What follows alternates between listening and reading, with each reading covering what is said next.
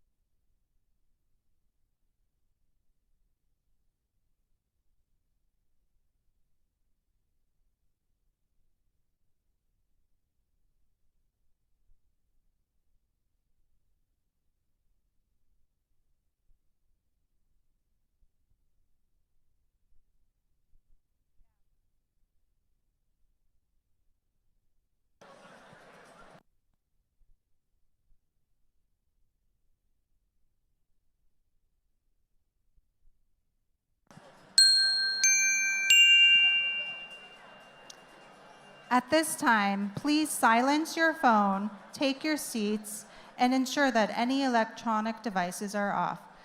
This way we can give our full attention to the evening ahead. Please join us in welcoming to the stage Jesse Kornberg, President and CEO of the Skirball Cultural Center.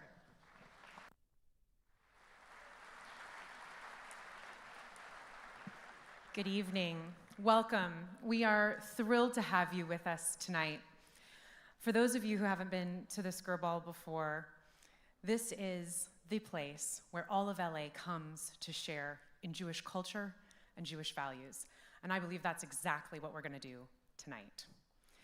It is. It's a wonderful thing to do. Why is it Jewish to be here for this conversation? You all showed up because it's Jewish to vote. It's Jewish to care. It's Jewish to care how the vote affects not just you, but our whole community. And it is Jewish to show up for our community and for one another. You have demonstrated that in spades tonight. And if the goal of this evening's gathering was to impress upon these candidates how important it is to take your concerns into consideration, I believe you have already accomplished that goal just by showing these numbers together in this way.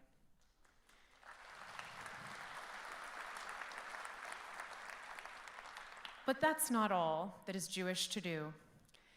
It must be at least as Jewish to disagree.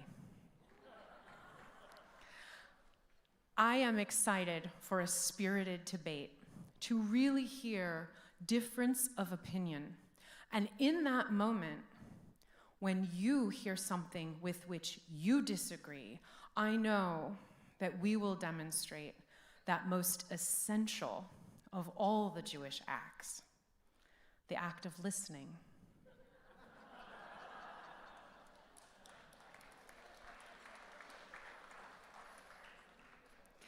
With that, I thank you again for coming and demonstrating the strength, resolve, and hope of our community. I look forward to the conversation and to seeing you back here again at the Skirball soon for so much more. Enjoy. And now, let's extend a warm welcome to Ty Gregory, CEO of the JCRC Bay Area, David Bacarsley, Executive Director for Jewish California, and Noah Farkas, President and CEO of Jewish Federation, Los Angeles.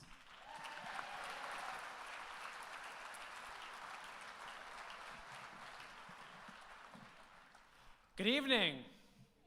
Let's try that again. Good evening, everybody. Welcome to the Jewish California 2026 Governor Forum. Thank you all so much for joining us.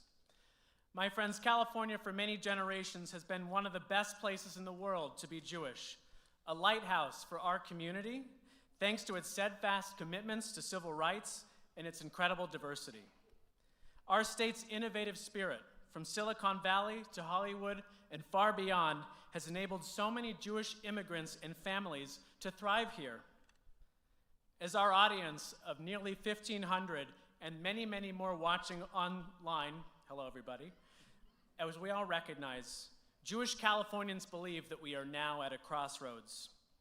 Rising anti-Semitism across many elements of public life, from our streets to our classrooms, from our city halls to our politics, left and right, across social media platforms and beyond, are leading many of us to question our long-standing sense of belonging that has defined generations of experience of California Jews.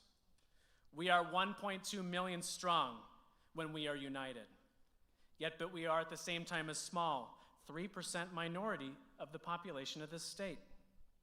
We will not overcome the headwinds that we face as a community if we face them divided or face them alone. It is only by forging trusted relationships across diverse communities and with our elected leaders like we're doing tonight that we will succeed in ensuring our Jewish future in the state of California.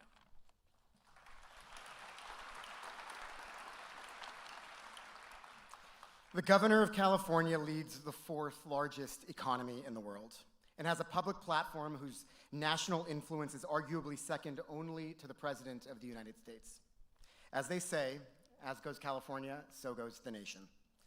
The next governor will therefore play a significant role in shaping the Jewish future, not only for our families, communities, and state, but for the entire country.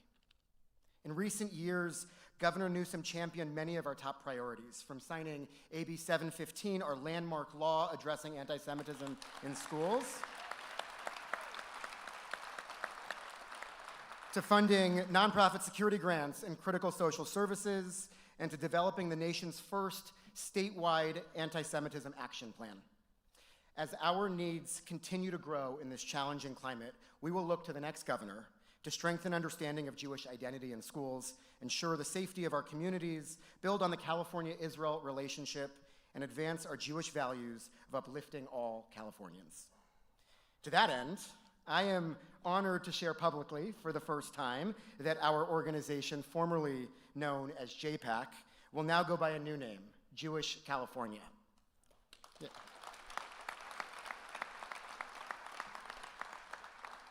As the nation's largest statewide coalition of Jewish organizations, representing over 40 diverse institutions across our state, Jewish California is charting a bold future for our community by uplifting our voice in Sacramento.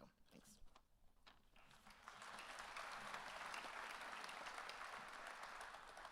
Which of course brings us to tonight. On this evening, you'll hear from the leading candidates seeking to serve as our next governor.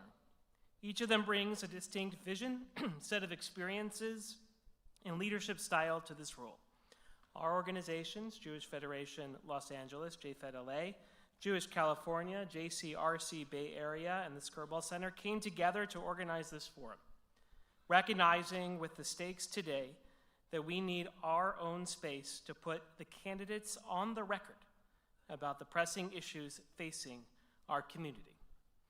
And now it's my duty to do the most Jewish thing in the room, which is to thank our event co-sponsors, the American Jewish Committee, the Anti-Defamation League, go ahead and clap, Jewish Federation Bay Area,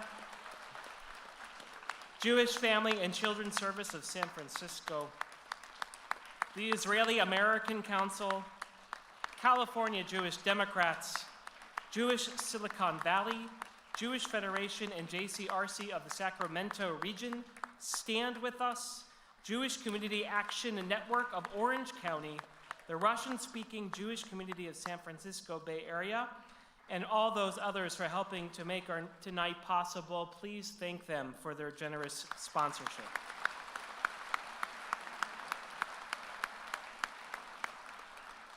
And just on that note, this is the first time that this number of organizations in the Jewish community has come together. And if we take away anything from tonight, and I hope the candidates take this away, the Jewish community is more united than we have ever been in the state of California, and that is because of the work of these organizations. To our attendees and everyone watching, Jewish vote in our 2026 elections has never been more important.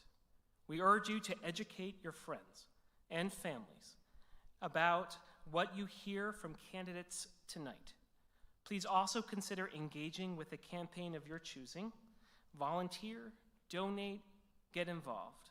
And then join all of us in Sacramento on May 11th and 12th for the Jewish California Capital Summit to raise our collective voices. Civic engagement is a cornerstone of our organization's work, and as we as professionals can't do it alone, and it is the cornerstone of a vibrant democracy. So please join us in May 11th and 12th and just get engaged as quickly as you can.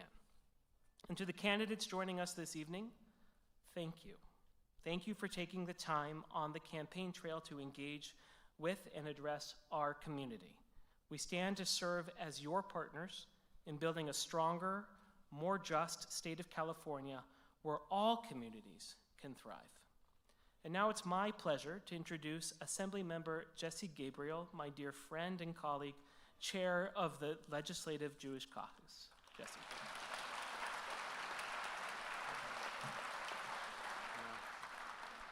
Good evening, everybody. Thank you, Rabbi Farkas, and thank you to the extraordinary leaders and organizations who have brought us together this evening.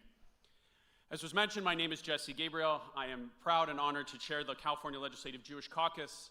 And for those who may be unfamiliar, our caucus is 18 members strong and united in serving as a voice for California's Jewish community in our state capital. In recent years, our members have proudly authored legislation to combat anti-Semitism, strengthen Holocaust education, enhance community security, protect Jewish students, and secure hundreds of millions of dollars for Jewish community priorities. Guided by Jewish values and Jewish tradition, we have also fought to uplift the most vulnerable, to protect civil rights, to stand in solidarity with immigrants and other communities facing hate, and to advance opportunity for Californians of every faith and background. Thank you. And we have done this work in deep partnership with the organizations that are here this evening, with our dear colleagues and allies in the other diversity caucuses, and with Governor Newsom and his administration. Those of us in Sacramento have witnessed it firsthand. Governor Newsom has stood with our community and our caucus in moments of celebration and in moments of crisis, in public and in private, in word and in deed. And we are hopeful and excited to build that same partnership with our next governor. So let me thank each of the candidates for being here tonight. It matters that you showed up, and it matters that you are here to listen and engage with our community. Our caucus is engaged, our community is energized, and we are ready not only for tonight's conversation, but for the partnership and leadership that California needs in the years ahead. So we wish you all the best of luck, and we look forward to working with you. Thank you very much.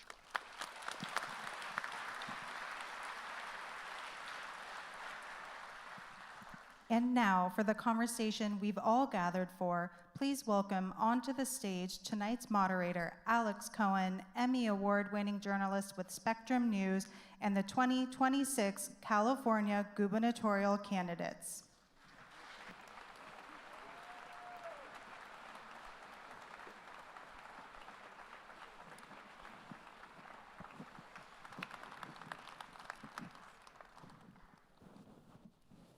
Good evening, everybody. How is everyone? Good. Welcome to our live audience here at the Skirball and to those viewers tuning in virtually. I'm Alex Cohen, and I thank you for joining the Jewish California 2026 Governor Candidate Forum. It's such an honor to moderate tonight's conversation and to hear directly from these candidates to gain a much deeper understanding of their specific priorities and their visions for our state's future. While we will be exploring an array of issues shaping this critical race tonight, our discussion will be primarily guided by the perspective and the priorities of California's Jewish community and the values which shape it. There are, as you know, many candidates vying for this powerful seat, and the ones on tonight's stage did meet nonpartisan, objective qualifying criteria based on demonstrated statewide viability. This criteria includes top polling results in a recent reputable, nonpartisan, and independent poll, and/or at least $1 million raised since July 1st.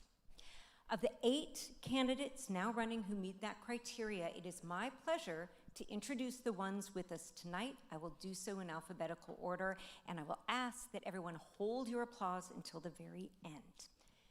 Republican and businessman and policy expert Steve Hilton, and our 4 Democrats with us tonight. Wait till the end, please. San Jose Mayor Matt Mahan, entrepreneur and activist Tom Steyer, Congressmember Eric Swalwell, and former Los Angeles Mayor Antonio Villaraigosa. And now you may clap.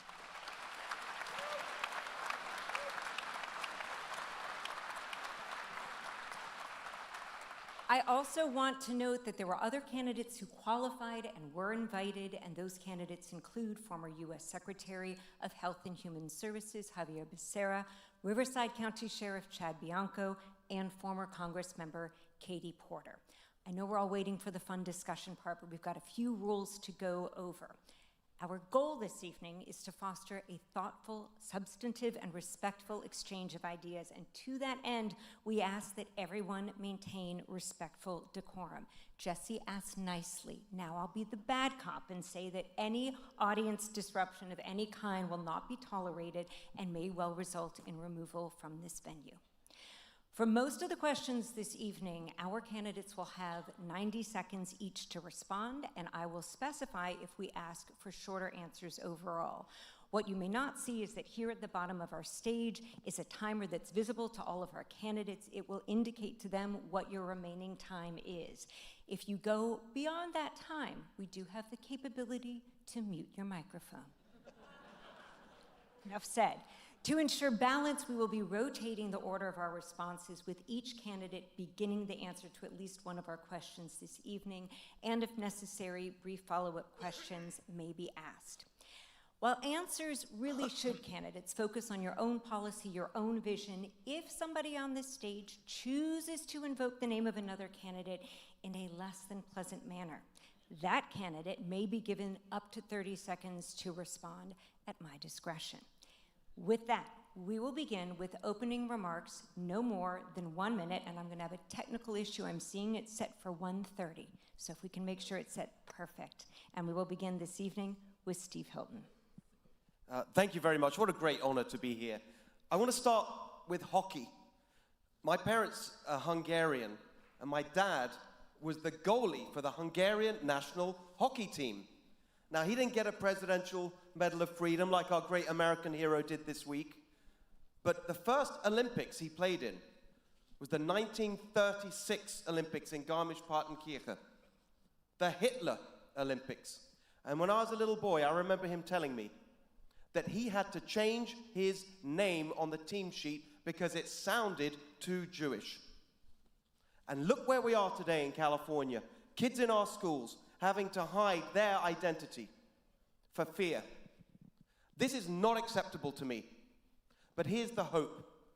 And I go back to a conversation I had nearly 25 years ago with Shimon Peres in Jerusalem. And he said, Steve, the way we defeat hate is to build frameworks for building together, where people can be together in business, arts, culture, sport. And that is the spirit in which I want to lead this great state and make it golden again. Mayor. 1 minute. Good evening, Erev Tov. It's great to be here with all of you this evening. I want to thank Jewish California, JCRC, and Jewish Federation of LA, and all of the other partners listed up above for bringing us together. And thank you to all of you, Jewish community members from across the state, for being here for this important conversation. I also want to thank my campaign team, most of whom are here this evening. While I am Catholic, we are just a few people short of a minion on this campaign. And I'm very, very proud of the work we're doing together. Look, it is sad for me, and I am sure even more devastating for you, that so much of our conversation tonight has to be about how we keep the Jewish community safe. I don't want our Jewish community to just be safe or just be tolerated. I want you to be celebrated for the deep civic, cultural, economic contributions you make to this state every day. And as governor, I will be your biggest ally. Thank you.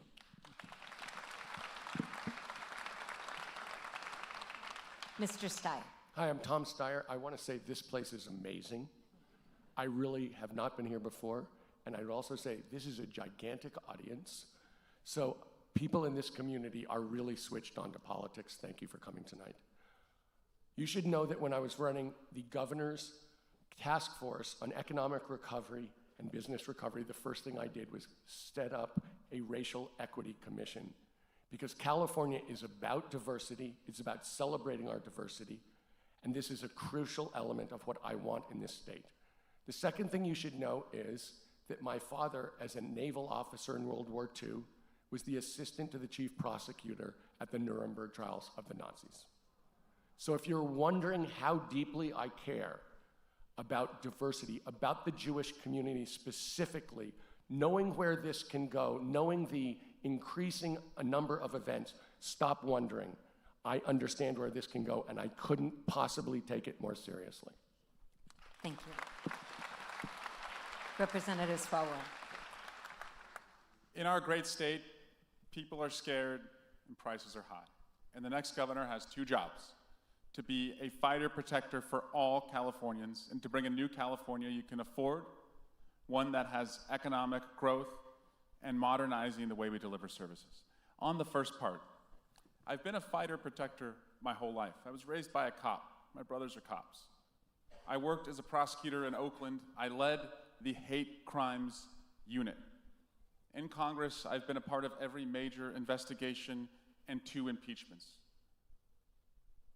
If anyone wants to go after our Jewish community, they're going to have to go through me. I know the anxiety that you live in right now, the fear you have for your kids. And I promise, before we get to a new California, the first job that I have is to make sure that you are safe in how you worship and safe in how your kids live. Thank you. Mayor Villaraigosa. Well, it's good to be home. I grew up in Boyle Heights.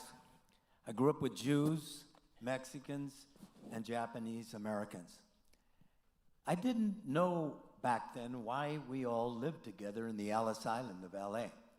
We lived together because there were covenants with the land that wouldn't allow us to buy homes or rent in a big part of the city. Ever since I was a kid, I went to a brisses, I went to bar mitzvahs and bat mitzvahs. I stood up with this community and understood early on about what the Holocaust did to so many of your family members. And I'll tell you something, I have stood with this community my entire life. I have stood against racism, anti-Semitism, homophobia my entire life because of the learning and education I got back in Boyle Heights. Thank you very much. For our first question this evening, you'll each have 90 seconds, and we will start with you, Mayor Mahan. And here's the question. Jewish tradition emphasizes welcoming the stranger. And we know that immigration enforcement is a key priority of the current federal administration. California was one of the first states in the nation to experience and witness enforcement operations. In your opinion, what role should the state play when it comes to engaging with the federal government on immigration? 90 seconds to you, Mayor Mahan. Thank you. Well, first of all, I want to thank the various Jewish organizations in the state who have stood up in solidarity and used legal tools and made the case to the broader community that we need to stand up for civil rights, because I think this community understands maybe better than most what happens when we start to dehumanize and otherize people in the community who are vulnerable, who maybe don't look like us, talk like us. This is a very dangerous, very slippery slope that we are on. We need to remember the fundamental human dignity of everyone in our community. As mayor in San Jose, we have engaged in multiple lawsuits against this administration to ensure that people's civil liberties are protected. We have issued a ban on the federal government commandeering city facilities for purposes other than what our taxpayers are paying for them to be used. And look, reasonable people can have conversations about secure borders and whether or not we should have pathways to citizenship, but what is being done is instilling fear, it's dividing communities, it's eroding our most sacred institutions. And our governor must be clear about that and use the law, use our budget, and use the bully pulpit to push back on that abuse of power and make clear what our values are as Californians and as Americans and protect our Constitution. We are all affected when we begin to see these kinds of actions push people to the margins, divide our community, and create fear. Thank you. Mr. Steyer. So I want to start by saying this state, this country has been built by immigrants. Everyone in this room, as far as I know, is an immigrant or the descendant of immigrants, and we need immigrants in this state and should welcome them. They are Californians. And if you look at what we've done, my wife and I have supported the largest immigrant service organization in California called Good Samaritan for 40 years with ever asking someone for their papers and providing a lot of services to that community, which I could go into. We also went down to the border when they were separating children from their parents in the Trump 1 to see what we could do, to keep those families together and protect the kids. We also started a fund to hire lawyers and put in over $3 million because we knew that when people who are under threat of deportation have a lawyer, they have a much better chance. And our organization in Sacramento pushed really hard to make this a sanctuary state. Look, ICE is a criminal organization. We should abolish ICE. You cannot reform ICE. But I think the basic point, and I think there are a lot of people on this stage who agree with this, and I'm sure there are a lot of people, this is going to be a very contentious time for us, and this president is going to come for us, and he's going to come for us specifically about immigration and try and use immigrations as a wedge to go after this community, and it's going to be rough. You are going to need a strong governor who's going to understand what's going on and be willing to take the risks and explain that we're a better community who stands for better things, and that's what Americans should support. The next governor of California has to build a firewall between President Trump, his ICE agents, and all Californians. For 14 years, I have represented a community where 40% of my constituents were born outside of the United States.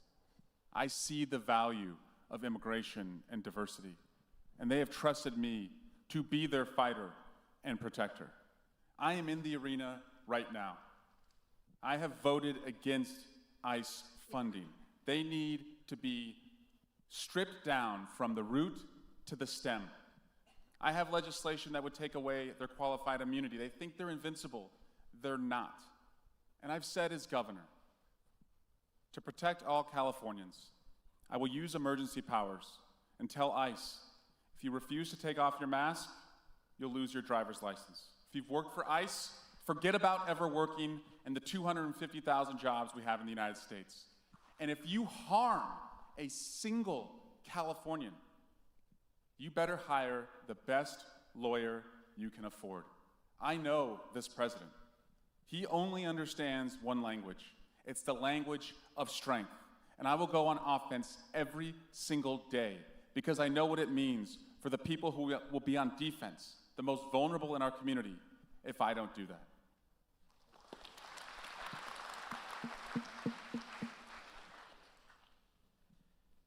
As some of you know, Angelinos anyways, I came out of the civil rights movement.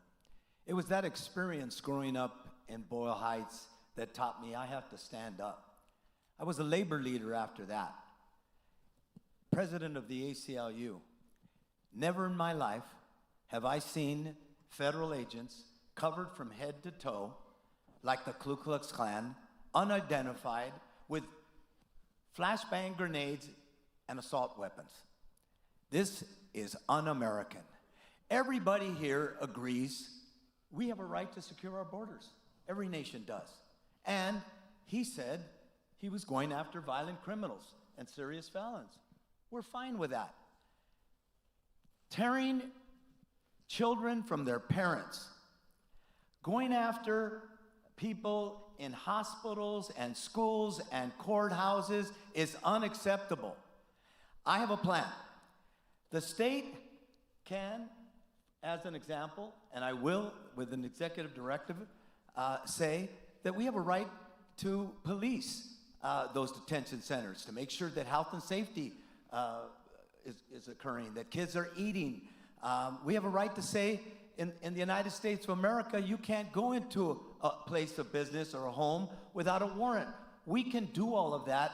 We have to stand up for California values, and I will, as your next governor. Mr. Hilton. So I think I'm the only one on the stage who actually is an immigrant. Perhaps you can tell by the accent. I'm working on that, don't worry.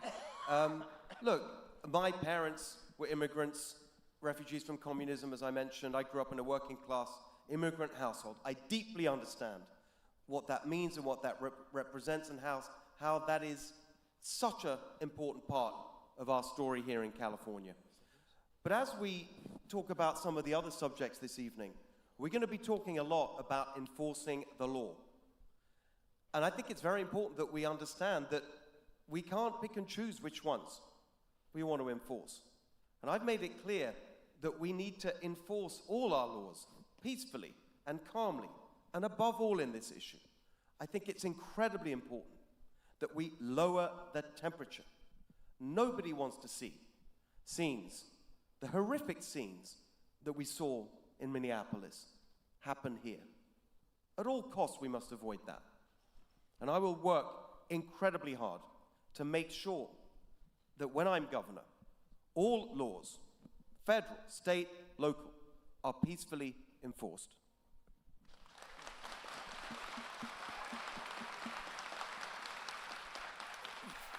For our next question, we will once again have 90 seconds, and this time we'll be starting with Tom Steyer.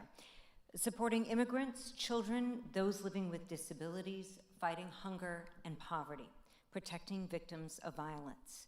Many Jewish social service organizations across the state do this work daily, but it is not easy. They are now preparing for potential cuts from the federal government and potential multi-year deficits here in California in the billions. If elected, which social services would you prioritize, and which would you cut or eliminate, and why? Mr. Steyer. So forgive me for messing up the Hebrew. Tikkun Olam? Tikkun Olam. Tikkun Olam. Thank you. Is about making the community better, providing care, caring about other people, making the world better. In California, we have an issue with that, and the issue is money. We have a very, very stretched budget, and the president's bill is going to kick 1 to 3 million people off Medi-Cal, and each one of those people still needs care, and it's going to cost us $10,000. I think I'm the only person who's talking about how we're going to meet that in the short run.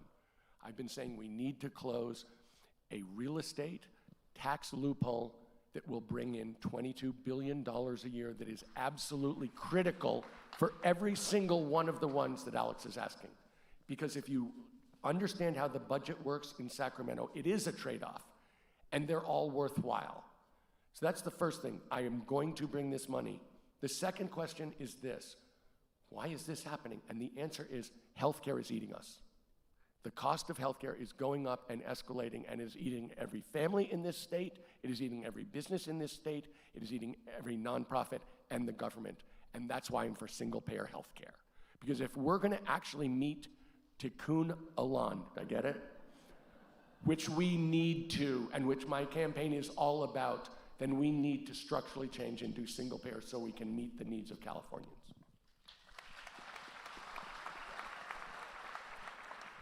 I want to tell you my top 3 priorities as governor: revenue, revenue, and revenue. Making sure that Californians have access to affordable, high-quality health care requires new revenue. Making sure that our kids have the best education and teachers who can get them into the new economies means we need new revenue. And making sure that we protect the public. Upholding our public safety obligation means we need new revenue. And by the way, there are still thousands of Holocaust survivors in California, many of them living in poverty. And that is a shame. And we must fund health care. That's about $14 million to give them health care. My revenue plan says this: if you're a corporation in California and you have the longest distance between what the CEO and the C-suite make and what the heart and soul of the company makes, you're going to pay more in taxes. If you want to lift wages take people off Medi-Cal, take them off state assistance, I'm actually going to lower your taxes. The bet on that is a $7 to $8 million in new revenue coming to California to help me pay down our costs. I'm also going to ask many of you to be global ambassadors, to go to capital markets across the world, seek capital into California companies, deploy the capital there, take the management fees and some of the equity that we take in those companies and put those into healthcare, education, and public safety. Revenue, revenue, revenue. That's my top 3 priorities to meet those obligations. Thank you. Again, because of how I grew up, I too believe in tikkun olam, mitzvah, tzedakah, and in my own religion, social justice.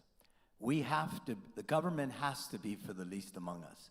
And many of the nonprofits that you speak to are those agencies working with people that don't have health care, that maybe are immigrants and are trying to become legal, working at health care, whatever it is. And the next governor is going to have to prioritize that. But let's be honest. We're looking next year at somewhere between $18 and $30 billion deficit. The next governor is going to have to say to the people of this state, we're going to live within our means, the way Jerry Brown did, who left us a $300 million surplus. We're going to prioritize, and yes, we should prioritize that safety net. But we can't just cut our way out of this mess. We're going to have to grow our economy. This is the toughest state for small business in the United States of America. Many of you are in small business or bigger businesses. This is the toughest state. We're going to have to unleash the entrepreneurial spirit of California, the innovative economy, tech, AI, biomed, and small business. The next governor is going to have to do that so we have the revenue that we just heard about. That's the only way to do it. Thank you. Mr. Hilton. So when we were talking beforehand, and you said, if we say something derogatory about the other candidates, they get a little bit of time to respond. And I said, well, what happens if we praise them? And you said, well, you just move on. So I'm going to do the first bit of that tonight, and I want to praise what Antonio just said, completely agree. And actually, I would like to take it further. One of the last, it was the last job, as you heard, most of my career has been in business. I've worked around the world and started my own companies. The last job I did, though, before moving here with my wife and 2 sons in 2012 was to be working in the government in the UK. I was senior advisor to the Prime Minister, to David Cameron. And there I was involved in helping to implement our domestic reform program. And the theme of what I was trying to do was captured in a phrase that was kind of mocked, but it means something. You'll see what I'm getting at. The phrase was, big society, not big government. And what I meant by that was when we want to deliver services, when we want to help people, the way that we best do that is to decentralize power and to give budgets and power to the people and the organizations that do the job best. And that is, so often in this state, Jewish organizations, Jewish social services organizations.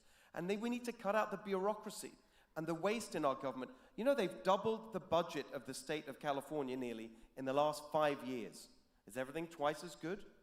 There's a lot of money. We need to cut the bureaucracy, cut the bloat, cut the waste, and put the power where it belongs, especially with so many organizations you represent. Thank you. This next question will be fielded first by Representative Swalwell. Oh my goodness, I am so sorry. Forgive me on that, Mayor. Glad I got in there, although a lot has been said. Look, I spent time in the private sector building a couple of civic tech startups, and when I hear government talk about raising revenue, I get a little worried because that generally means cost that then gets passed on to all of you. We already are one of the highest taxed states in the country, one of the most progressive tax structures. Spending in the state is up 75% in the last 6 years. I don't know anything that is 75% better.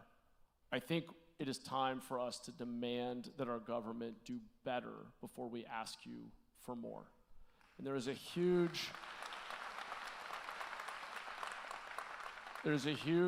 opportunity for us to use new technology, artificial intelligence, and harness it for civic and social good by bringing it into government to make us smarter, to make us more efficient, not to displace our workforce, but to train them and teach them how to use these tools to better serve you with the resources that we have. And when it comes to tight budgets, one thing I will promise you is that it won't just be the smallest groups or the communities that are not the best represented in Sacramento whose services get cut. I've seen firsthand the impact Jewish Family Services has in my county. I want organizations that perform, that show up, that deliver results, and that's how we're going to determine where we fund more or less when we have to make tough budget trade-offs going forward.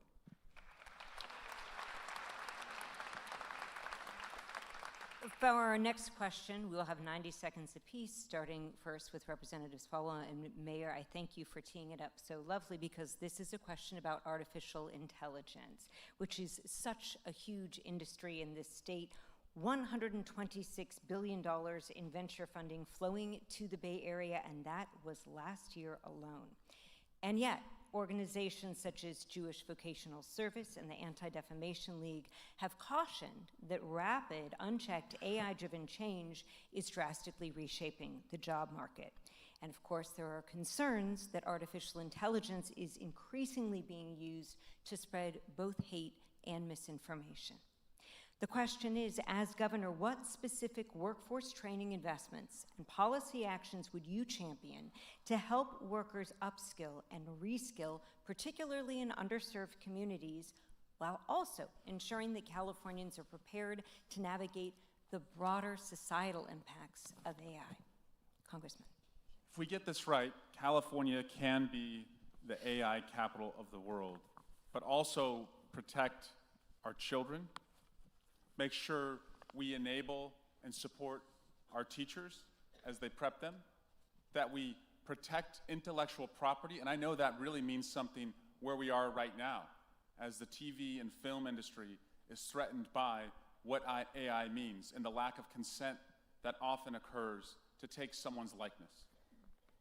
Also, we have to do everything to make sure that we strip out and reduce how it can promote and enable bias, particularly in minority communities. I represent one of the highest, most successful tech districts in America.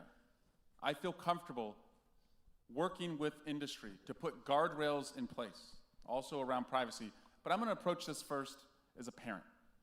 I have an 8-year-old, a 7-year-old, and a 4-year-old, and I'm especially worried about what AI can do to make and take bullying and put it on steroids and subject our kids to the type of abuse that we have never seen. I think a parent-first approach on AI will serve us all well, because I also have to think about what careers will my kids have to go into, and how are we preparing them to make sure that we're investing in them and that they don't go into a shrinking workforce, but we got it right and they went into an expanding workforce.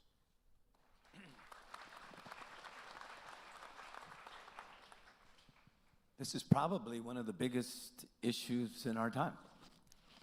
When you see the economic potential, the multiplicity of potential that AI has to our economy and to our society, to the world of work, this is something we need to embrace carefully. One, safety. You said it.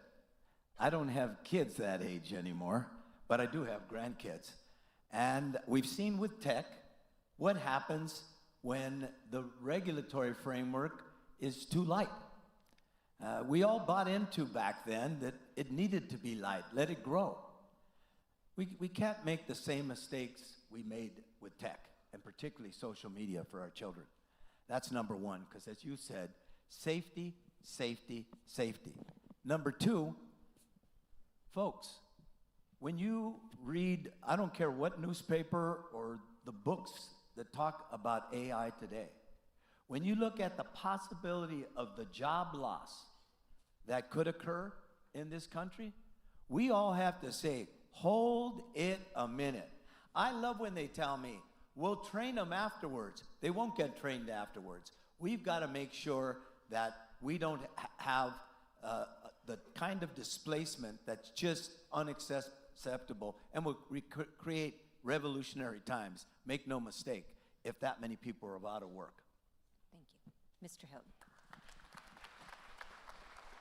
So look, we have to get real about what's happening to our economy here in California. We hear, as we heard earlier, we have the 4th biggest economy in the world, and that's great. It's true statistically. I'm proud of that. I want us to be the 3rd biggest. But at the same time, right now in California, even before the AI revolution destroys jobs or whatever we fear, we have the highest unemployment rate today of all 50 states. We have the highest poverty rate, tied with Louisiana. Why? Because we've had the highest taxes, the worst business climate, as Antonio pointed out. That has to change. But the real story here, in terms of preparing for this AI future, is education. The calamity of what is going on in our public schools in California has to be confronted.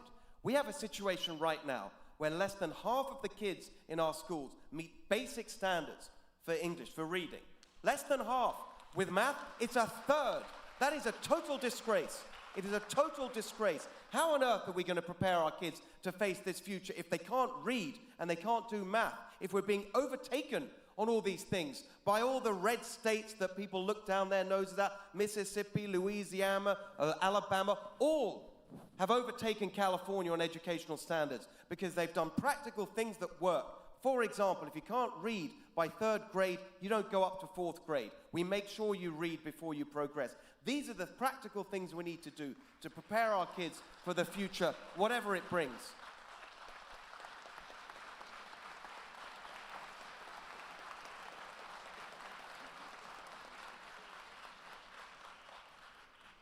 Well, there's plenty that Steve and I don't agree on, but I agree with him on that.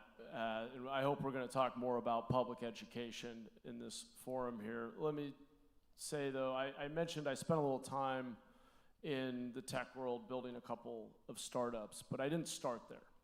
I grew up in Watsonville, a little farming town on the Central Coast. Best strawberries in the world, by the way. Driscoll berries, Martinelli's apple cider. My dad was a letter carrier. My mom was a teacher.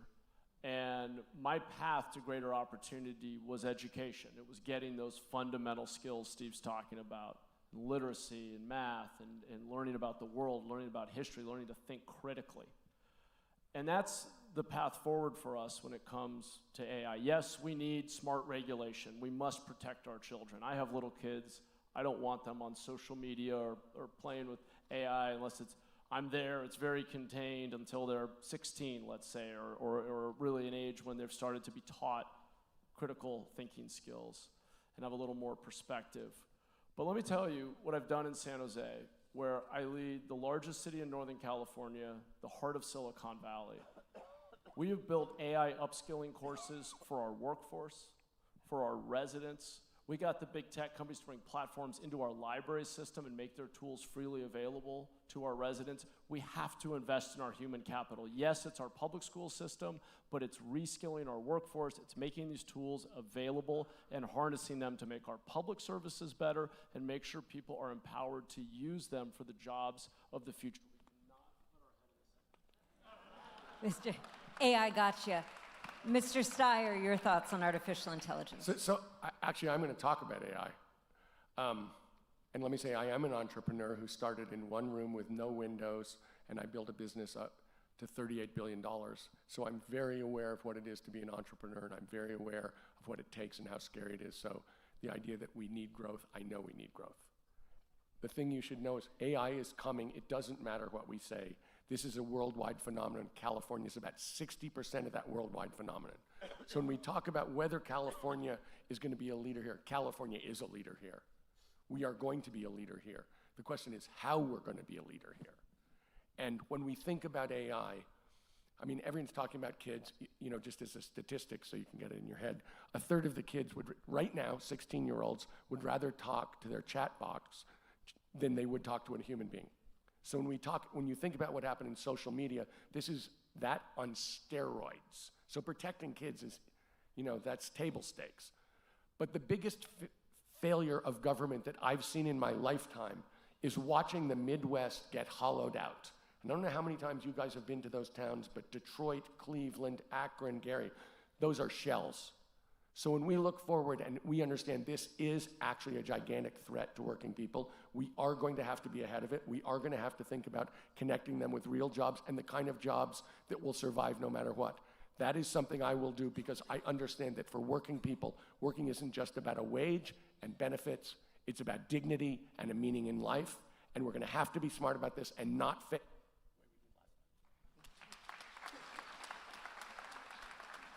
For this next question, we'll begin with Mr. Villaraigosa, and we will have 90 seconds on the clock for each of your responses. Hate is on the rise across vulnerable communities in our state, with anti-Semitism at historic levels. As we heard earlier this evening, Jews comprise just 3% of California's population and yet account for 15% of reported hate crimes statewide. This according to the California Department of Justice. If elected governor, what specific initiatives would you champion to ensure the safety of all vulnerable communities, especially Jewish ones? Well, I think a number of us have said safety first.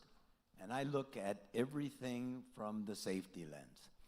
When the North Valley Jewish Community Center was attacked and people were shot, I showed up. I showed up every single time there was a major incident against Jews, but not just Jews, against blacks, Latinos, everyone. I was a uniter in this town. And I'll tell you, the next governor's got to stand up to hate. When the ADL did stand up against hate, or Jewish hate, I stood up with them. I stood up today and tweeted about that. I donated to the ADL because I saw that there was a rise in anti-Semitism.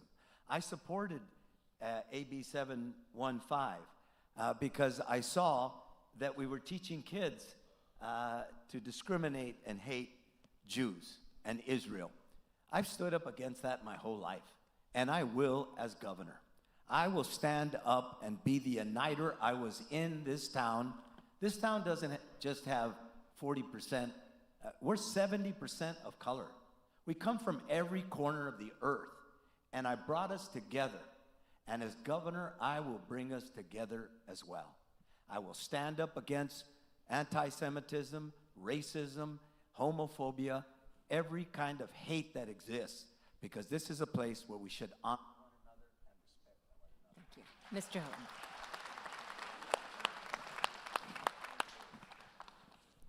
To pick up where you left off, Antonio, I agree.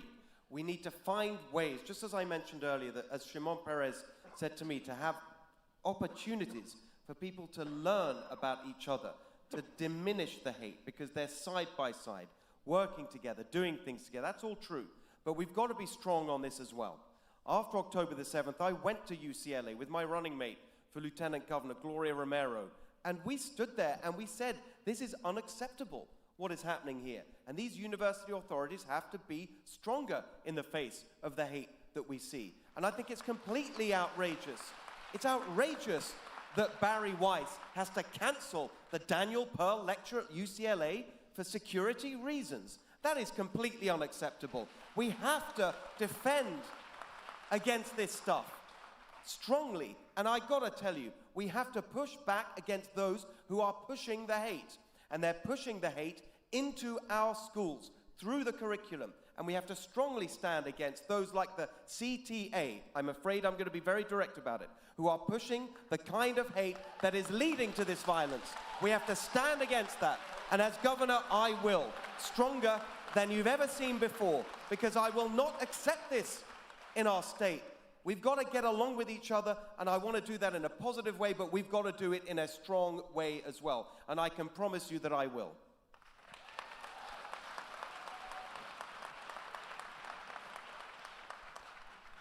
Guess we'll agree again, Steve. Well done. Doesn't happen at every debate. I'm glad we're aligned on many of these issues.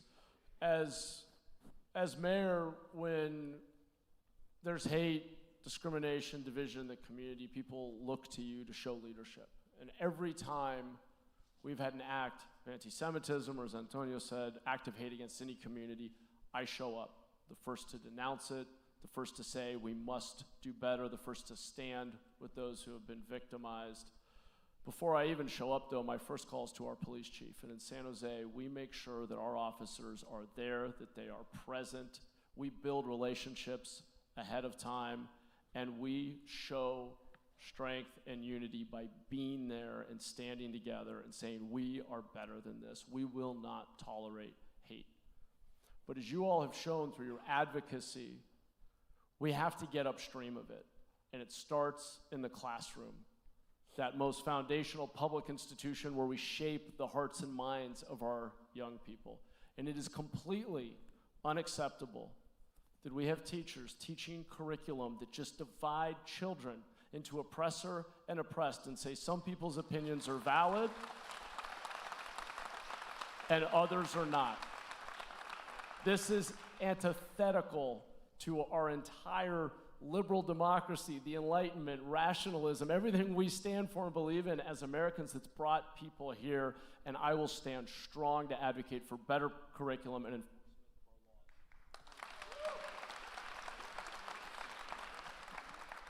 So I want to echo what everyone has said, that it starts with safety, and that safety is obviously starts with physical safety, because it turns out that, you know, somebody went into the Tree of Life synagogue in Pittsburgh and killed a whole bunch of people. So it's not just a theoretical thing, it's a real thing that's happening. And I want to also we need to talk about emotional safety, because the damage that is done to especially kids, but absolutely to adults, by hate and by discrimination is really deep. And it's just because you can't see it doesn't mean it doesn't last for a lifetime. It does last for a lifetime. So I'm absolutely strong on that, and I agree that what people are saying is right and smart and important. But I want to talk about something else that's just been traditionally true for the Jewish community, which is this: coalition. When we think about California, it really is diverse. And the Jewish community has been a subject of gigantic amount of discrimination and hate events, and they have to stop. But I also want to say that reaching out to other communities and a broader view of where we're going together is actually the thing that I think will end the whole idea. And I would really want, as governor, to push. Of course we're going to deal with every goddamn incident. Of course we're going to stand up for every kid. But the truth is, let's have a positive way of reaching out for a different vision of what this state stands for. So we're not just dealing with the problems, we're creating the solution in our behavior and our language. My job is to protect all Californians, and with anti-Semitism on the rise and violence on the rise, that especially includes the Jewish community. The Jewish community in Los Angeles, by the way, is larger than the Jewish community in Jerusalem. This is a large community that is living under fear and anxiety right now. Parents who are making the hard decision to perhaps homeschool their kids because they're afraid of the violence and threats they'll be subjected to. That can't happen on my watch as governor. I'm endorsed, and I'm proud to be endorsed by the California Police Chiefs Association. I will work with them to make sure that we protect the Jewish community. In Congress, I led legislation to increase the nonprofit security grant, as it was being stripped out of the budget to pay for the big, brutal bill. I put an amendment on the floor to put it back in. I understand how important this is. But my job is also to be a collaborator. I was taught the Holocaust in my classroom at a public high school in Dublin, California. And the teacher who taught it to me was a political leader in CTA. I'm willing to bring to the table educators and the community to make sure we get this right for our kids. That's the hard job of a governor, is to collaborate, to protect the public, and make sure that the future are better educated. That's why I'm running for governor, and that's the hard job that I'm ready to do.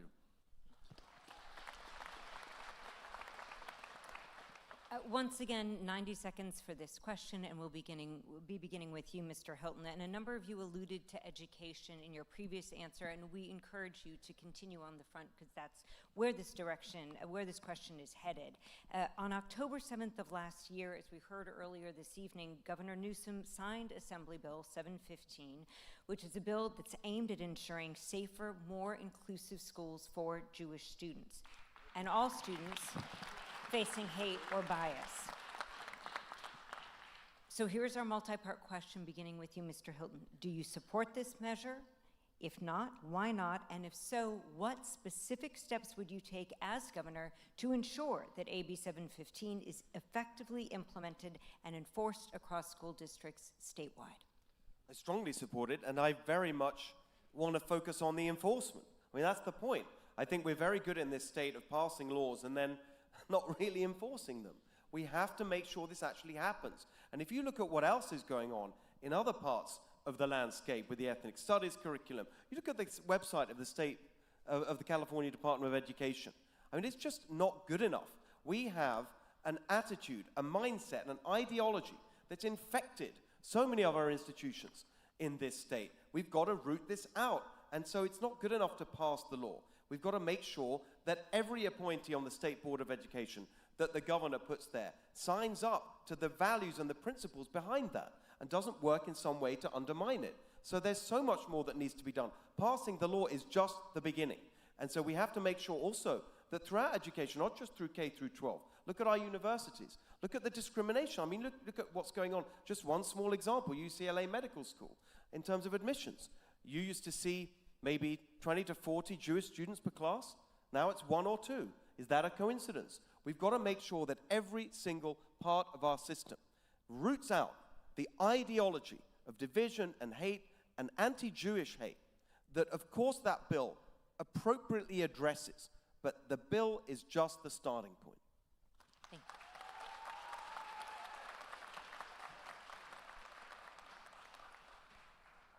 Well, first, let me take a moment to recognize the leadership of Assembly Members Gabriel and Zuber, who, as you know, drove so much of this work. I saw we had Senator Stern here and other leaders from the community. Thank you, Senator Stern, for your leadership. Passing rules, passing new laws doesn't matter if we don't fully implement and enforce them. As governor, on day one, I will ensure that we have an accelerated plan for fully standing up and staffing this Office of Civil Rights, and particularly work with all of you to make sure we identify the right person to fill that role of the anti-Semitism prevention coordinator, and that they have the resources they need to make sure that every family, every child knows what the law is, every teacher knows what the law is, and we have to work extremely hard to hold all of our school districts accountable for properly training their teachers and ensuring that they are not violating the law. Not dividing, not demonizing our community, not scapegoating our children. And I will be very strong on this, and we will enforce the law.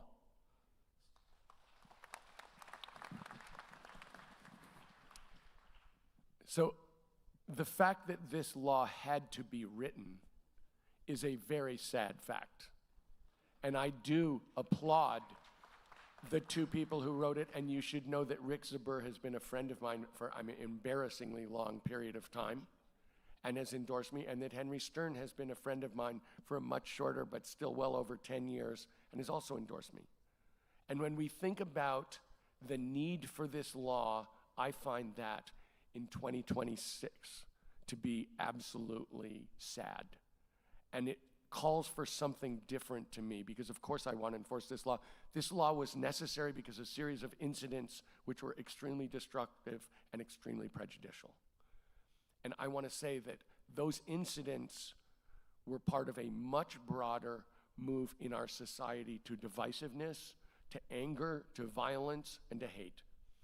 And I want to say, of course, this is the most ancient of hates, the most ancient of prejudice. But our society is better than this, and we are the Rainbow Coalition. And Jewish people are absolutely important and central to that Rainbow Coalition, and always have been. And so I want to say to you, will we enforce that law? Yes. But I want to have a different California where we stand with Jews absolutely arm in arm about a state that celebrates diversity, and loves each other.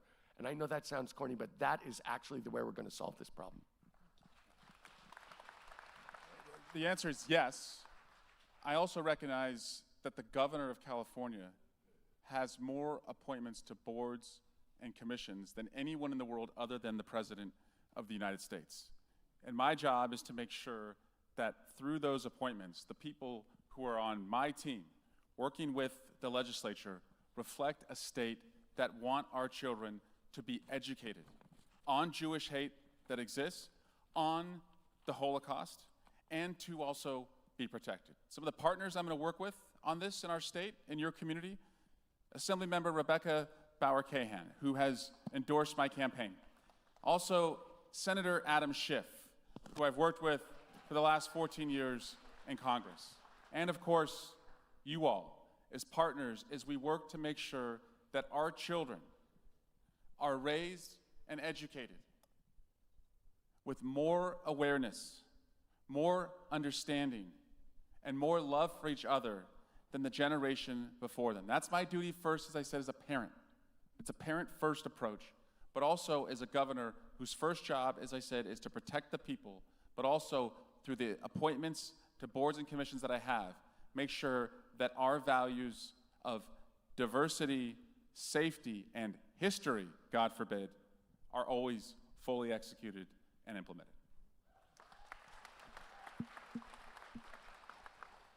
At JPAC last year in Sacramento, I said I not only support it, if I'm governor, I will enforce it. And I too want to thank Rick Saber, Jesse Gabriel, the Jewish caucus, and all of the folks in the legislature that got behind this.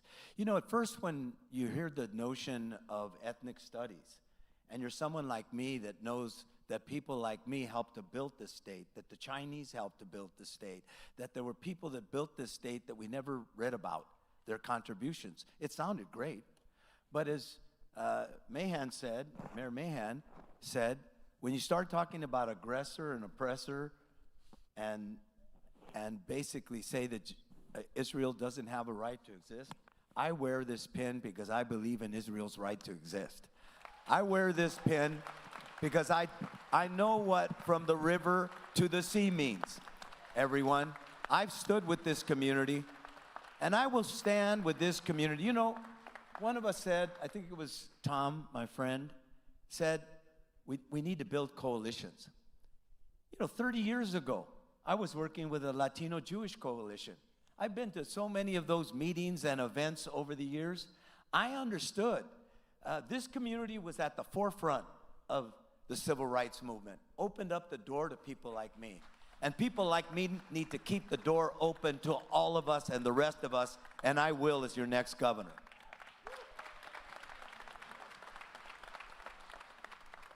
And a quick request to our timekeepers for the sake of keeping us on track to get to all of our questions, and since this topic has been somewhat addressed, let's put 60 seconds on the clock for our next question, for which we will begin with Mayor Mahan. And the question is, California is home to more than 750 post-secondary institutions. Colleges and universities often provide a time for individuals to develop deeply held personal beliefs and opportunities to act upon those beliefs. However, balancing safety and inclusion with free expression and academic integrity has proven a tremendous challenge for many of our campuses. As governor, what specific strategies would you embrace to address anti-Semitism and improve the current climate on campuses, and how would you measure success?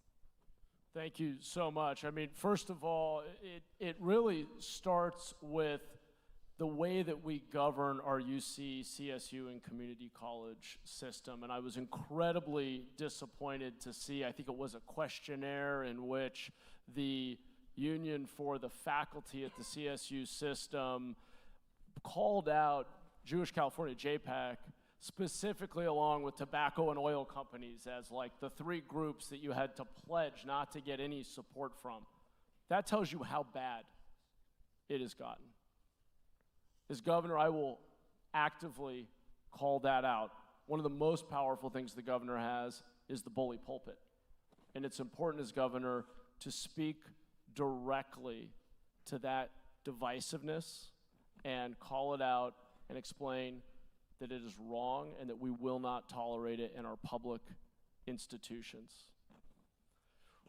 We also have to talk about curriculum And when we set public curriculum, it needs to be rooted in rational. Oh, wait, I forgot. It's a 60 seconds. My apologies, Mayor, for this a bit shorter time. Mr. Steyer, we'll move to you. So one of the hallmarks of higher education in the United States of America is freedom to protest. And we all believe in the freedom of protest and the right to speech, to free speech. Freedom to protest, not freedom to discriminate. And when protest moves into discriminating against other students, that's when protest is no longer acceptable. And so I'm not sure, I know I look like I might have been in college in the last few years, but I actually wasn't. I'm not sure how this happened. I really am not. And I'm not sure how the administrators thought that somehow freedom to discriminate was part of the Constitution. It is the opposite of the Constitution. And so when we think about this, I'm a huge believer in letting people air their thoughts, not discriminatory thoughts, not hate speech, and definitely not actions that discriminate against their fellow students. And it's the job of the people running those schools to make sure that never happens.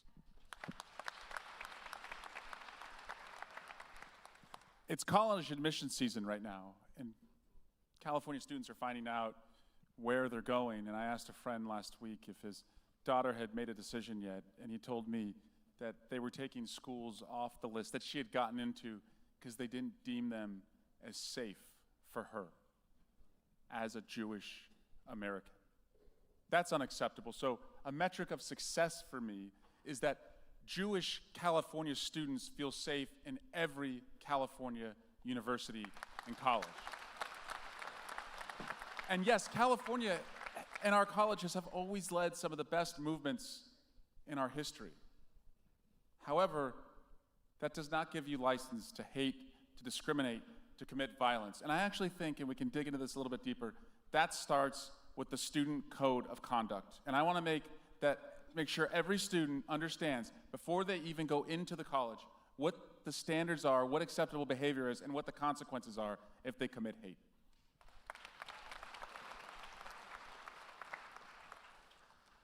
I wrote 3 letters of recommendations for friends who are Jewish, whose children were going to some of the top schools. And what you just said was repeated each time in all 3 families. I'm a proud graduate of UCLA, but I'll tell you something.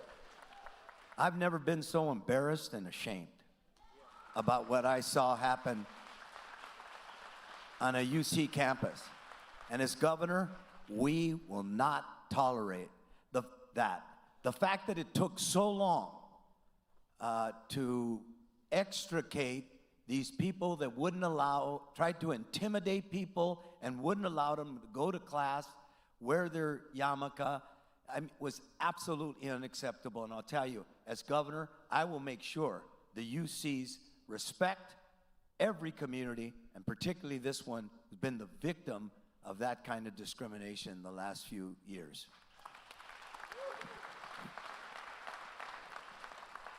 So I don't want to speak for the sake of it. I may not need all the 60 seconds even if we need more time, because I strongly agree, sincerely agree with everything that's been said here. Those scenes, the tentifada, all this stuff, totally unacceptable. That's why I went to UCLA straight afterwards to stand against it. I spent time at Hillel on UCLA, and actually it's still going on. That's what's outrageous. It's still going on, this sense of fear and intimidation. And we've got to take a stronger stance. We really, really do. But while I agree with everything that's been said here, the problem is that in other forums, to different audiences, our elected leaders in this state aren't quite as clear on some of these issues and give succor to the hate and the ideology that's causing this fear among our Jewish population. So I would like them to speak with the same strength and clarity against this ideology everywhere, not just in this audience. We're on TV, so we are speaking to a broader audience. All right, for our next question, we will go back to 90 seconds on the clock, and we will begin with Mr. Steyer. Mr. Steyer, Jewish Californians are by no means a homogenous community, and there is a wide spectrum of attitudes and beliefs regarding the actions of the Israeli government in recent years. This state is home to one of the largest Israeli-American populations, and California has deep economic, technological, environmental, and cultural ties with Israel. If elected, how would you approach California's relationship with Israel, and what is your response to pressures to sever that partnership, particularly the boycott, divestment, and sanction, otherwise known as BDS movement?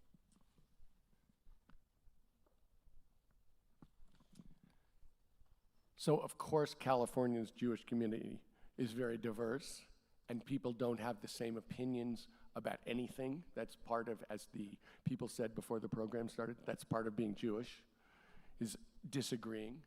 And in particular, Jewish Americans in California don't agree about the Netanyahu administration and what's been going on there.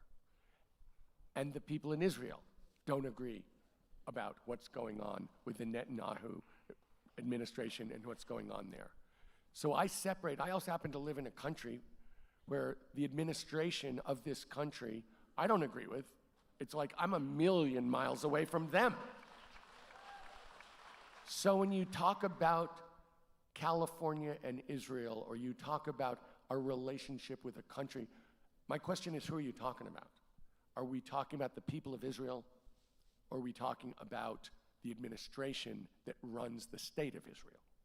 Because as far as I can tell, Mr. Netanyahu is quite a close confidant, ally, and co-believer with our president. And there's nothing about our president, literally, that I agree with.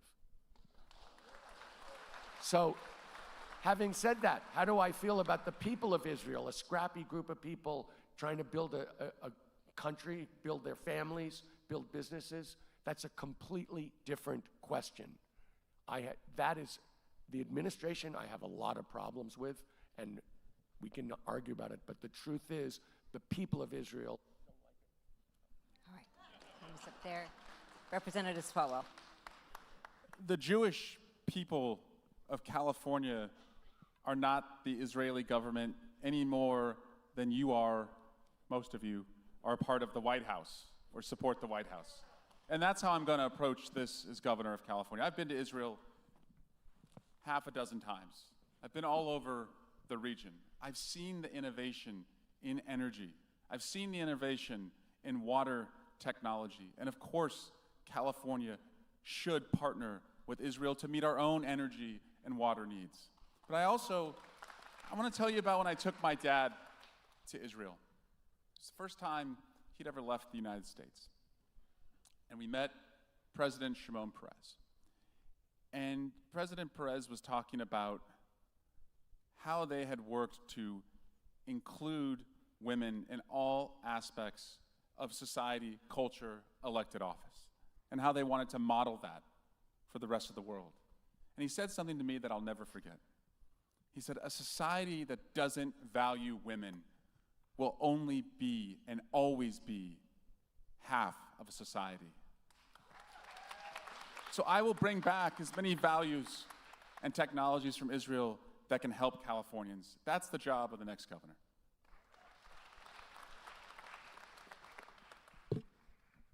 In 1997, I led a delegation of legislators with the Jewish Federation for the 50th anniversary of the founding of Israel. In 2000, I went with the ADL to look at the integration of immigrants, Ethiopian immigrants and Russian immigrants, into Israeli society. As mayor, I led a delegation of legislators to Israel to look at security arrangements around airports and the like. I've been to Israel half a dozen times, including the last time 3 years ago when I wasn't in office anymore. As governor of this state, I will work with the state of Israel. Like Tom and others said, I'm no Netanyahu fan. I know him well. I've met him probably a dozen times. I've spent time with him. I don't agree with him. I don't agree with his government, but I respect the Israeli people. I don't agree with my own government, but I'm a proud American. And so I intend to work with Israel around water and science and tech. These are all things that we can benefit from one another. Nothing like dialogue helps bring better understanding to all of us. I also believe, by the way, in a Palestinian homeland, in a two-state solution. But I believe in Israel's right to exist, and I will lead delegations of trade and commerce with her.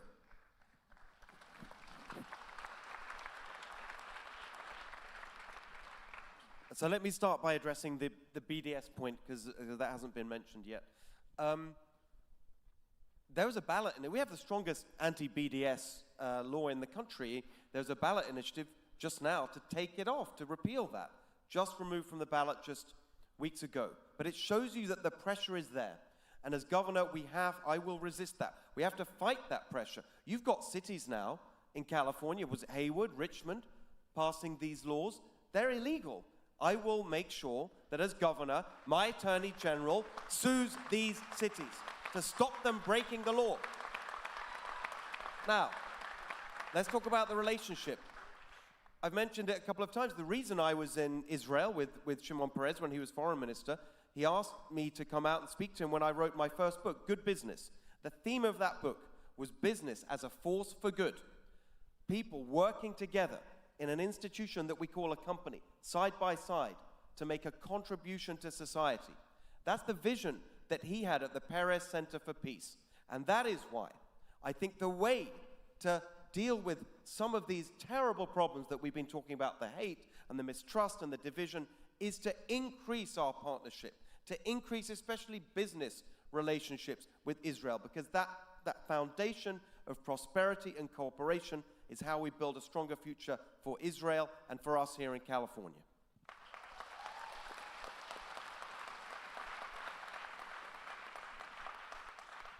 So as I think all of my colleagues have said, you don't have to agree with the government of Israel to be able to say strongly and clearly that Israel has a right to exist, to defend itself, to be proud of its history, of its culture, of its people.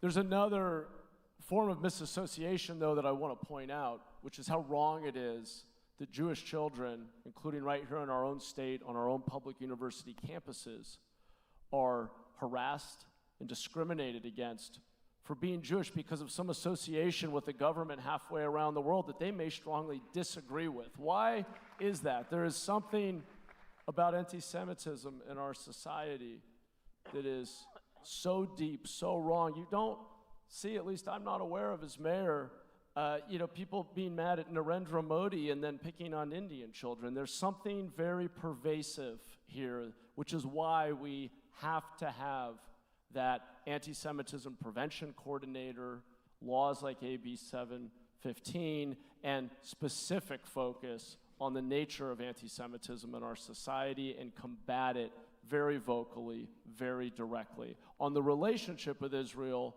it's an important one for our country and for our state, as you all know. And in Silicon Valley, I have lost count of how many brilliant entrepreneurs, investors I've met from Israel who have brought incredible innovation to our state. And that exchange is something we need to continue to invest in.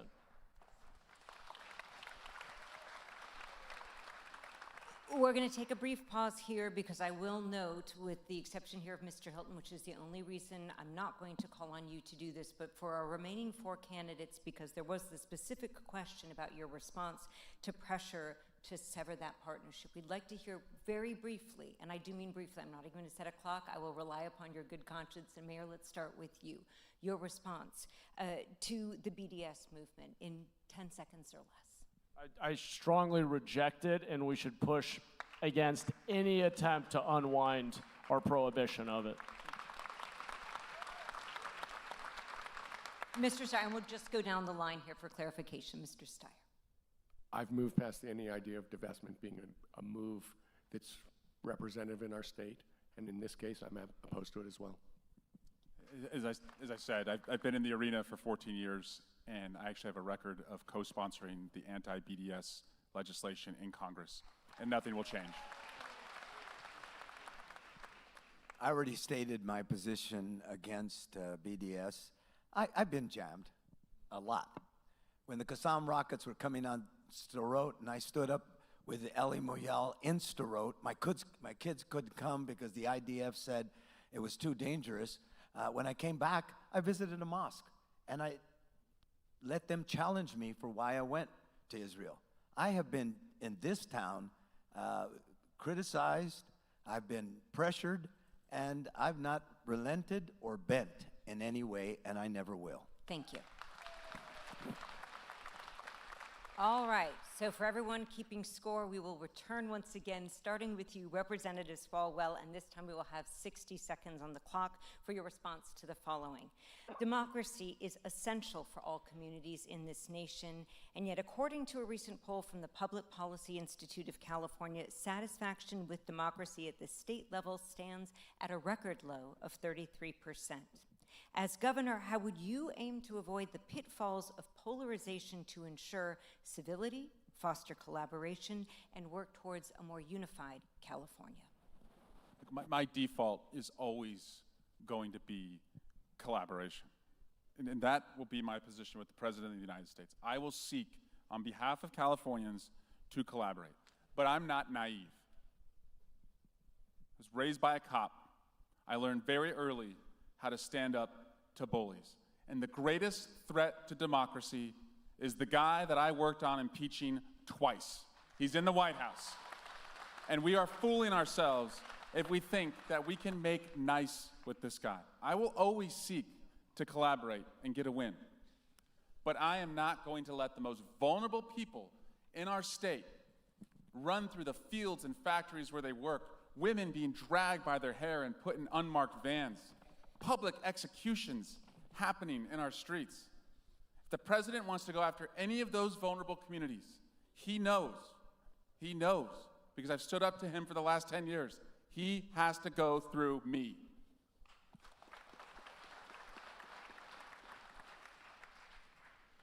Who better to stand up to Donald Trump than somebody who came out of the civil rights movement, a labor leader for my entire life? But those of you in LA know, the Jewish Journal, while I was mayor, called me the first Jewish mayor. Go back and look. At Cecil Murray's first AME, they called me the second black mayor. If there was one thing about me, I was a uniter. I work with Republicans and I work with Democrats. I'll work with him if he wants to work with us, but I will stand up to him. When I was Speaker of the Assembly, I balanced two budgets with a Republican, with a surplus, by the way, with a Republican and a Democratic governor when we had 42 and 48 votes. I know how to work with the other side. We have to become more bipartisan. Maybe not with him, because he's not interested, but with the rest of them. I can work with both sides. We've got to teach our children that civil war is not an option.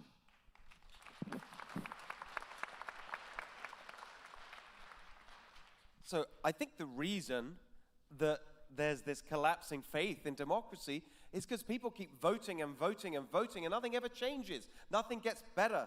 You look at California, young people in California, the expectation that you can have a better life than your parents, that you can start and raise a family here, you can afford to own your own home, completely gone. That's where the disillusionment is coming from. The fact that everything's so expensive, everything's so difficult, running a business, running a restaurant like I used to run, it's all so difficult. And election after election, nothing seems to get better. That's why people have lost faith in democracy. That's why I think here in California, it is time for an outsider to come and shake up this system that is obviously not working. People look at our system and they think it's corrupt. They can see that it's failing. They want change. And that is the best way that we can restore faith in democracy, to elect someone who's actually going to change things and deliver results. And that is me.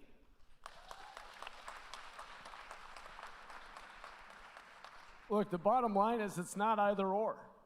We need a governor, and I will be a governor, who fights for our values, who stands up to President Trump, who uses the law, who uses the bully pulpit, who persuades to win elections, and make sure that we defend our most vulnerable people, just as I've done as mayor of the largest city in Northern California. But Steve is also right. that democracy is eroded when we keep asking you for more and we don't deliver better. And ultimately, as Mayor Villaraigosa said, we have to work across the ideological spectrum to solve problems. That is why you elect us, to use your hard-earned tax dollars and the power of the state to make your lives better, to make you safer, to make you more secure in your lives, to create economic opportunity, better schools, more affordable housing and energy. That's what I'm going to be focused on, because the best resistance is delivering results with our California values. Okay, you guys should know I'm the outlier. I'm from affordability. My whole campaign is making California affordable for Californians. I'm the person here who's with working people every step of the way, and I just got the Union of Domestic Workers to endorse me this morning. But if you think this is an equivalent situation, I would beg to differ extremely strongly. The president wants to take over federal elections. He's a crook. He's a crook. He's always been a crook. I got 8 million signatures to impeach him in 2017 and 2018. And the idea that somehow, we're not getting along. I don't get along with crooks. I don't get along with people who shoot people in the face in Minnesota.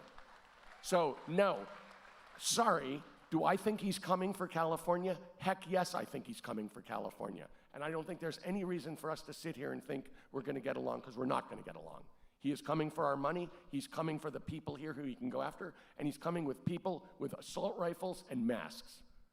And that's where we're going, and we're going to have to be coordinated and stand up for ourselves and put together that coalition to show we stand for decency and democracy and liberty.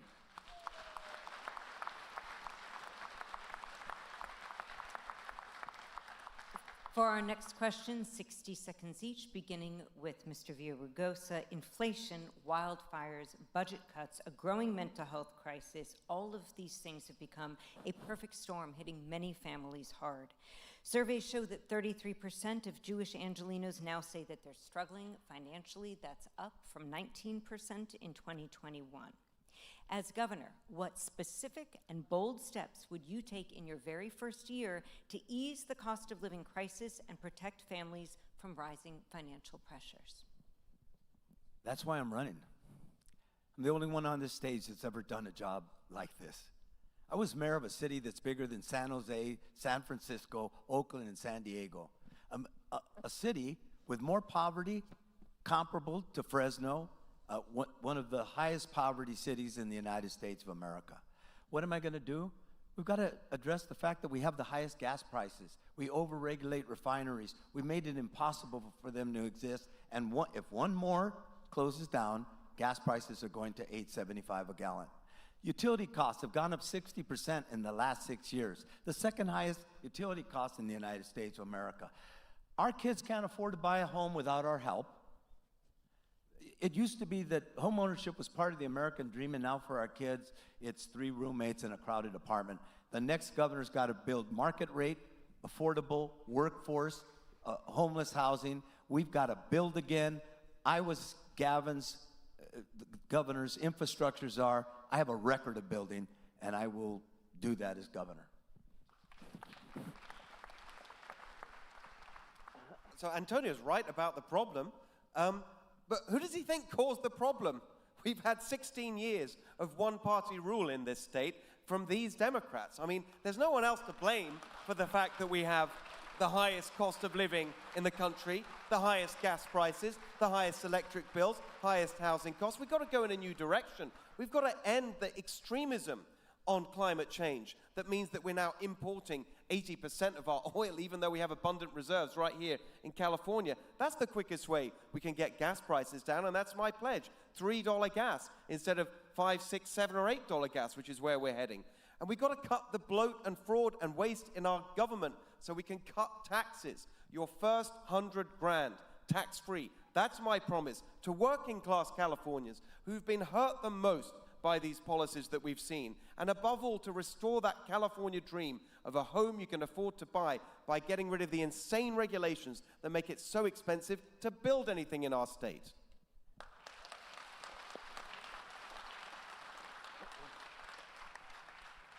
I'm a proud Democrat because I grew up in a working class community, and the only reason we had health insurance that allowed us to keep our home when I had lung collapses and had to spend a lot of time in the hospital was my dad's health insurance because of his union job.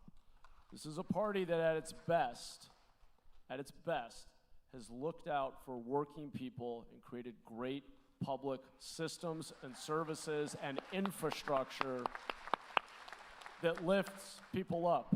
At the same time, though, I'm a different kind of Democrat because I've been watching what's been going on over the years, and we have to acknowledge that in a state that has the highest tax burden, the highest regulatory burden, that we've made everything too expensive and too hard to do. It should not cost twice as much in California to build a home as it does in Colorado, the exact same home. That's a public policy failure, and we will take the cost out of our building codes, out of our fees, out of our regulations for housing, for energy. In the meantime, we're going to improve our public schools for more opportunity for our kids. Thank you. So my campaign is all about affordability. It's about because Californians can't afford to live here. So 60 seconds is pretty quick to talk about that because it's a multivariate problem. Housing, I always say, there's no silver bullet, it's silver buckshot. We need different permitting. Okay, I pushed for that last year and it passed. We need different zoning. I pushed for that last year and it passed. We are going to have to reduce the unwanted, the desire of cities and counties not to have new housing because they can't afford to pay for the education and healthcare of the people in the houses. That's why I'm pushing to close this tax loophole. We need new technology in housing that exists that let us drop the price per square foot by 36%. California is the leader in technology. Let's embrace technology. But it's so broad. It's not just housing. I'm going after the electric monopolies to reduce the cost by half or by a quarter. I'm going to go after the healthcare. That's why I'm for single payer. That's the only way we drop healthcare. In every one of these, you got to know the facts, you got to be detailed, and you got to go after the root causes. The average age of a first-time home buyer in California is 40 years old. We have over 400,000 regulations on the books. California is a blue state held down by red tape. Here's what I'm going to do. Day one, I'm declaring a housing emergency, and with the emergency powers of the Office of Governor, I'm going to put the shot clock that I'm looking at right now, 90 days on every agency that approves or denies housing. 90 days to surge more supply into our state, to get rid of the uncertainty and the high litigation costs that go along with approving these projects. I did that as a planning commissioner and a city council member in my hometown of Dublin. And the California promise has to be this, that you can take your first job, have your first kid, and God forbid, buy your first house in the same decade. From a number of firsts to our last question, for which I will ask our timekeepers to put 45 seconds on the clock. I know that is a brief amount of time to answer a big question, but we are going to keep the train running along the track. Mr. Hilton, we will start with you. California has seen a 9% drop in homelessness across the state, but some fear that there are way too many factors which may destabilize this downward trajectory. What is the single most important policy you would introduce or action you would take to address this issue? Thank you. It's a combination. I'm going to go with two. We have to enforce the law. It's illegal to live on the street. All the homeless encampments we see are illegal. They've always been illegal. We have to enforce the law and remove people from that situation. We would never tolerate someone we love living in those conditions. We have to act strongly. But then we have to make sure that people get the treatment that they need for their addiction, if that's causing the problem, or mental health. That means we need to absolutely enforce and apply Prop 36 that this state voted for by 70%, and the governor refuses to fund. The next governor has to honor that vote and make sure that we get our people the mental health treatment that they need.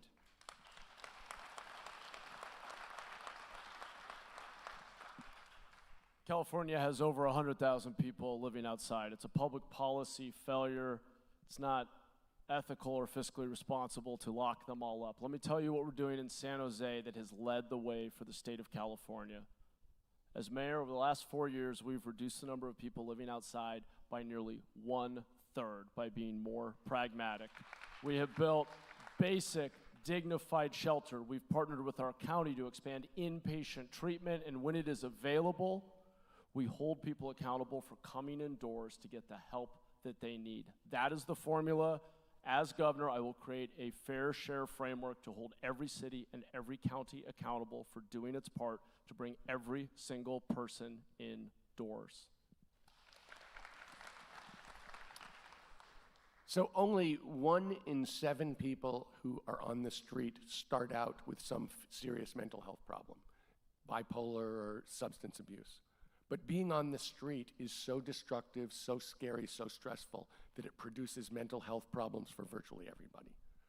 So the biggest thing we can do about homelessness is to keep people off the street in the first place and get them off the street as fast as possible, because being on the street is its own problem. And the idea that we're going to get people into permanent housing, which takes 7 years and costs $750 grand a key, isn't going to work. It's not working. Emergency interim housing. I know that the mayor actually absolutely supports this. Get people off the street. The fastest growing population of people going onto the street is over 65. We need to keep people off the street and then get them off the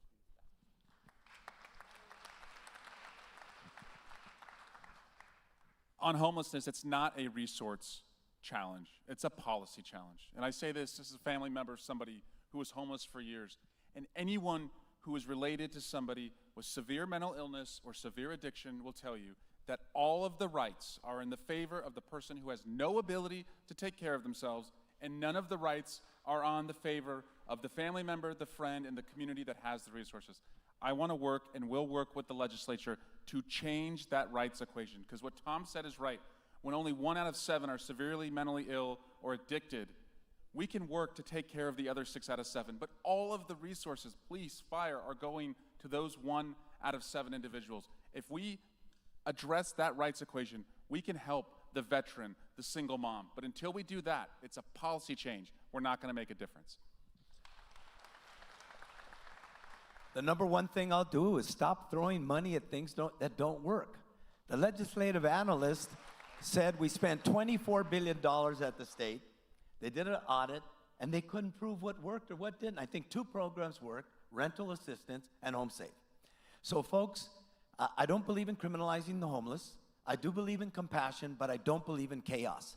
When I was mayor, I built more permanent supportive housing for the homeless than the 12 years before me. We had a fraction of what we have today.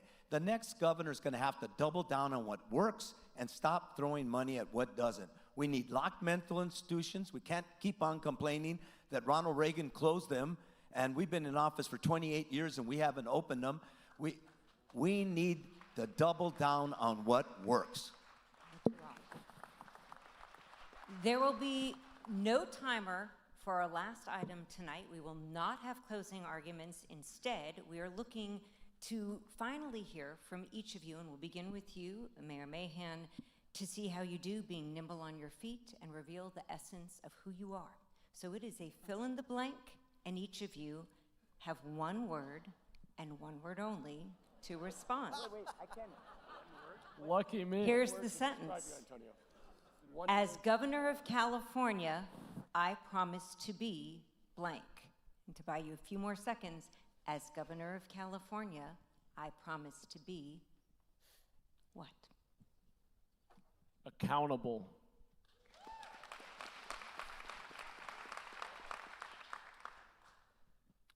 Service.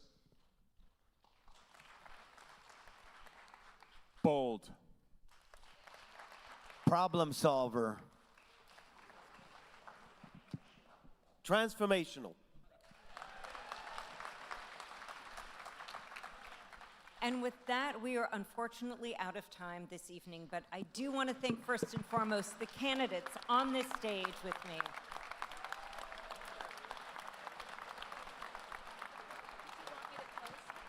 In just 1 moment, yes, we're very close.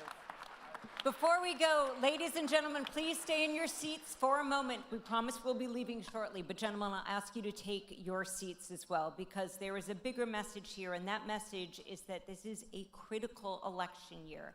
And as you all know, informed civic engagement is crucial. We encourage you to make your voice heard at the ballot box. If you don't know already, the primary election will take place on June 2nd. The general election will take place November 3rd. You can register to vote and check your registration status at registertovote.ca.gov. If you would like to share tonight's forums with others, we really encourage you to do so. It will be available on the YouTube channels of Jewish Federation Los Angeles, JCRC Bay Area, and Jewish California, formerly known as JPAC. And now, to close out tonight's program, I'd like to call to the stage here with us our final guest. Please welcome Laura Lauder, Board Chair of the Executive Committee at Jewish Federation Bay Area. How fortunate are we? We are a Jewish community here in California with 5 extraordinary allies. Thank God for all of you for being with us. Thank you for protecting us, for fighting for our kids, for supporting the U.S.-Israel relationship, for being a partner. So I want to say thank you to all of you, and to you, Alex Cohen. You did a fantastic job. Let's hear it for our great candidates. Thank you.